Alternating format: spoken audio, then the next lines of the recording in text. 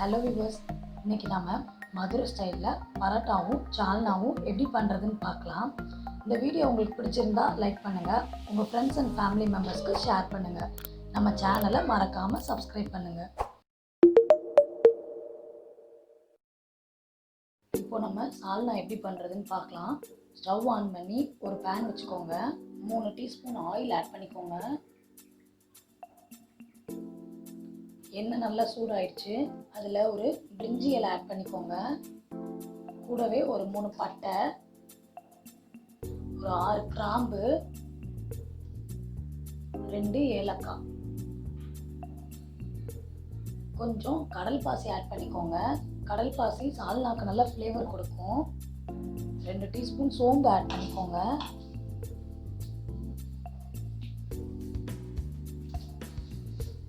நல்லா வதக்கிடுங்க. ஒரு நிமிஷம் நல்லா வதக்குங்க. இப்போ 1 நிமிஷம் நல்லா வதங்கிடுச்சு. இதில் ஒரு 15 சின்ன வெங்காயத்தை ஆட் பண்ணிக்கோங்க. கண்டிப்பாக சின்ன வெங்காயம் தான் ஆட் பண்ணணும், ஃப்ளேவர் நல்லா கொடுக்கும். வெங்காயம் நல்லா வதங்கிடுச்சு. இப்போ அதில் ஒரு தக்காளியை இந்த மாதிரி பொடியாக நறுக்கிருக்கேன், அதையும் ஆட் பண்ணிக்கோங்க.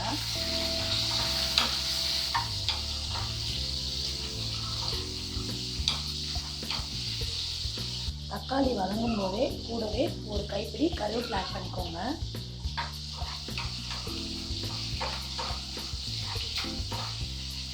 ஒரு 5 நிமிஷம் நல்லா வதக்கிக்கோங்க. இப்போ நல்லா ஒரு 5 நிமிஷம் வதங்கிடுச்சு. இதில் நம்ம கொஞ்சோண்டு கொத்தமல்லி தழை, கொஞ்சோண்டு புதினா, கூட ஒரு பச்சை மிளகாய் இதை ஆட் பண்ணி நல்லா மிக்ஸ் பண்ணுங்கள். நீங்கள் காரம் அதிகமாக சாப்பிடுவீங்க அப்படின்னா ஒரு 2-3 பச்சை மிளகாய் கூட ஆட் பண்ணிக்கலாம்.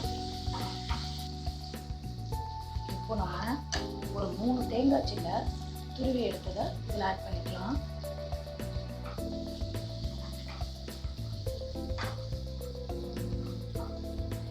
ஒரு 3 நிமிஷம் இதை கிளறுங்க.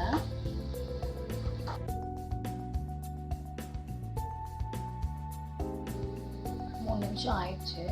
இப்போ நம்ம இஞ்சி பூண்டு பேஸ்ட் ஒரு டீஸ்பூன் ஆட் பண்ணிக்கோங்க. அந்த இஞ்சி பூண்டு வாசனை போகிற வரைக்கும் நல்லா வதக்குங்க. ஒரு 2-3 நிமிஷம் ஆகும்.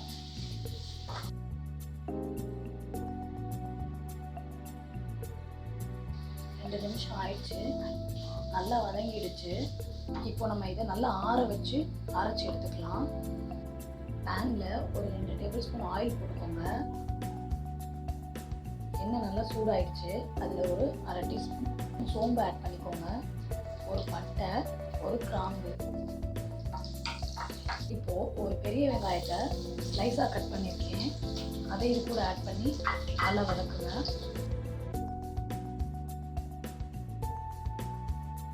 வெங்காயம் நல்லா வதங்கிடுச்சு. ஒரு சின்ன தக்காளியை ஸ்லைஸாக கட் பண்ணி அதை இது கூட ஆட் பண்ணிக்கலாம். கொஞ்சம் கருவேப்பிலை போட்டுக்கலாம். வெங்காயம் தக்காளி நல்லா வதங்கிடுச்சு. இப்போ நம்ம அரைச்சி வச்ச தேங்காய், அந்த தக்காளி வெங்காயம் பேஸ்ட்டை இதில் ஆட் பண்ணிக்கலாம். தண்ணி வேணும்னா கொஞ்சம் ஆட் பண்ணிக்கலாம். சால்னாவுக்கு தேவையான உப்பு போட்டுக்கலாம். சிம்மில் வச்சு ஒரு 10 நிமிஷம் அப்படியே கொதிக்க விடுங்க. ஒரு 1/4 டீஸ்பூன் மஞ்சள்தூள், 1 டீஸ்பூன் மிளகாய்த்தூள் ஆட் பண்ணிக்கோங்க. கலருக்காக காஷ்மீரி ரெட் சில்லி பவுடர் வந்து ஒரு டீஸ்பூன் ஆட் பண்ணிக்கோங்க. காஷ்மீரி ரெட் சில்லி ஆப்ஷனல் தான். இப்போ நல்லா சிம்மில் வச்சு ஒரு மூடி போட்டு 10 நிமிஷம் கொதிக்க விடுங்க.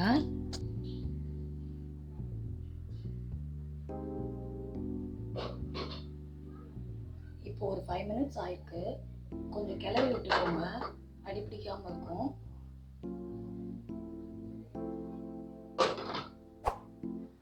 நிமிஷம் ஆயிடுச்சு. ஓப்பன் பண்ணி பார்க்கலாம்.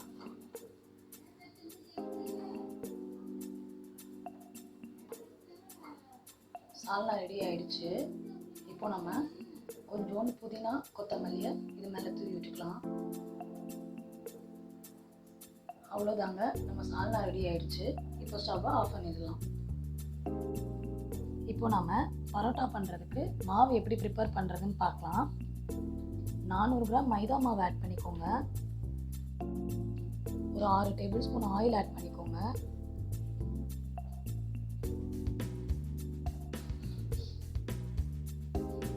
பட்டர் ஒரு 2 டேபிள் ஸ்பூன், பால் ஒரு 150 ml ஆட் பண்ணிக்கோங்க.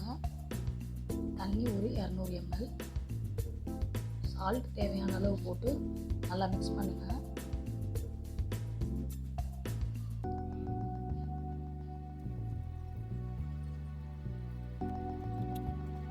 ஒரு 10 நிமிஷம் நல்லா பிசைஞ்சாச்சு. இப்போ நம்ம மேலே லைட்டாக ஆயில் ஆட் பண்ணிக்கலாம். பாருங்கள் எவ்வளோ நல்லா சாஃப்டாக இருக்குன்னு.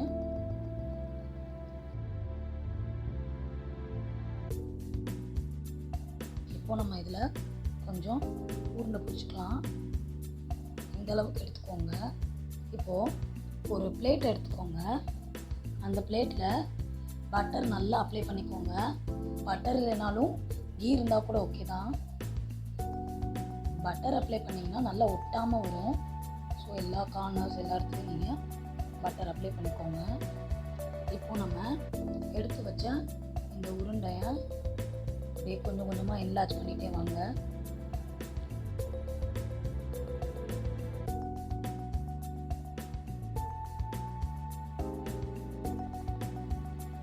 நல்லா இப்போ நம்ம என்லார்ஜ் பண்ணியாச்சு. இதில் நைஃப் வச்சு கொஞ்சம் கொஞ்சமாக கட் பண்ணிக்கோங்க.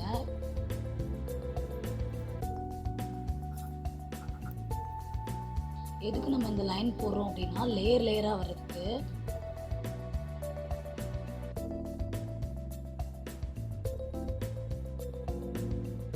இப்போ நம்ம எல்லாத்தையும் இந்த மாதிரி கோடு போட்டு எடுத்தாச்சு. இப்போ நம்ம இதை அப்படியே மடித்து மடித்து கொண்டு போகணும்.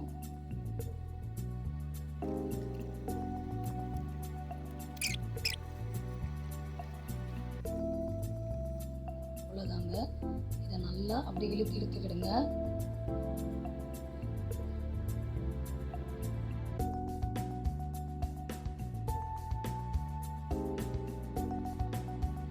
பாருங்கள் எவ்வளோ லென்த்தியாக வந்திருக்குன்னு. சுற்றி எடுத்துக்கலாம். இதை அடியில் உள் பக்கமாக கொண்டு வந்து வச்சிட்டிங்கன்னா நம்மளுக்கு இந்த மாதிரி கிடச்சிரும். நம்ம போட்ட மாவுக்கு இப்போ இவ்வளோ பீசஸ் கிடச்சிருக்கு. இதை நம்ம தவாவில் போட்டு எப்படி எடுக்கணும்னு பார்க்கலாம். நம்ம ரெடி பண்ணி வச்சுருந்த பரோட்டாவை இப்படி நல்லா ஒரு ப்ரெஸ் பண்ணுங்கள். ஸ்டவ் ஆன் பண்ணி தோசை தவா வச்சுக்கோங்க. அதில் லைட்டாக ஆயில் அப்ளை பண்ணிக்கோங்க. நம்ம செஞ்சு வச்சுருந்த அந்த மாவில் நான் கையிலேயே புஷ் பண்ணி எடுத்திருக்கேன். இப்போ நம்ம இதில் போட்டுடலாம்.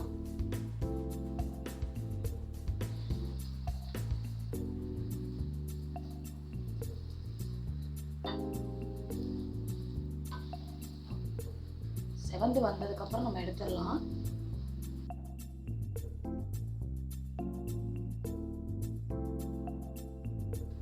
நல்லா செவந்துருச்சு. நம்ம இதை இப்போ எடுத்துடலாம். இதே மாதிரி நம்ம எல்லா பீசஸையும் போட்டு எடுத்துக்கலாம்.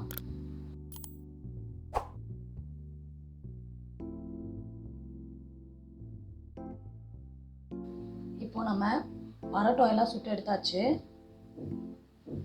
பாதி சூட்டோடையே நம்ம இப்படி பண்ணணும். அப்போ தான் உங்களுக்கு லேயர் லேயராக கிடைக்கும்.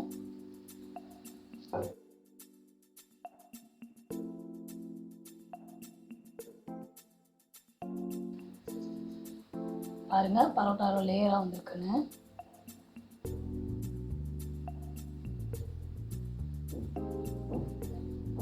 அதில் கொஞ்சோண்டு ஆயில் ஊற்றிக்கலாம். ஒரு பெரிய வெங்காயத்தை பொடியாக நறுக்கிருக்கேன். அதை இது கூட ஆட் பண்ணிக்கோங்க.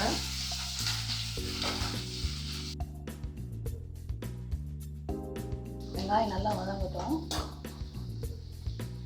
வெங்காயம் வதங்கிறதுக்கான உப்பு மட்டும் போட்டுக்கோங்க. இப்போ வெங்காயம் நல்லா வதங்கிடுச்சு. அதில் ஒரு தக்காளி ஆட் பண்ணிக்கோங்க.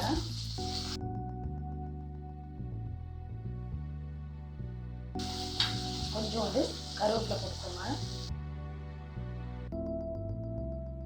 தக்காளி நல்லா வதங்கிடுச்சு. அதில் ஒரு 4 முட்டையை உடைச்சி ஊற்றிக்கலாம்.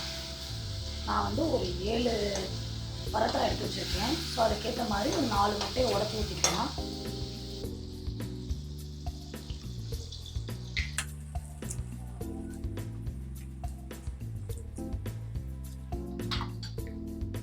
முட்டையை ஊற்றியாச்சு.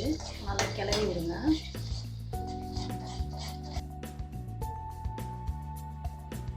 முட்டை பாதி வதங்கியிருக்கு. இப்போ அதில் ஒரு 7 பரோட்டாவை மிக்சியில் ஒரு 2 சுற்றி எடுத்துருக்கேன். அதை இது கூட நம்ம ஆட் பண்ணிக்கலாம்.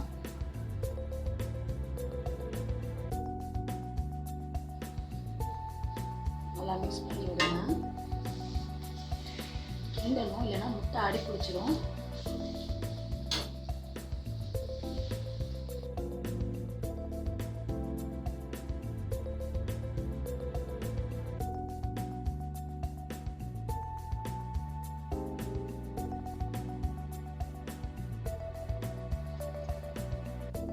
நல்லா வதக்கியாச்சு.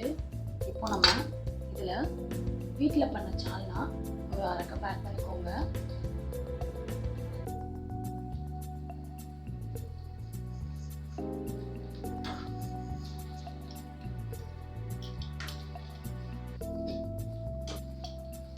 இன்னும் உங்களுக்கு கொஞ்சம் கொத்தணும் அப்படின்னு தோணுச்சுன்னா ஒரு வீட்டில் இருக்கவங்க டம்ளர் இல்லைன்னா கரண்டியை வச்சு நல்லா கொத்திக்கலாம்.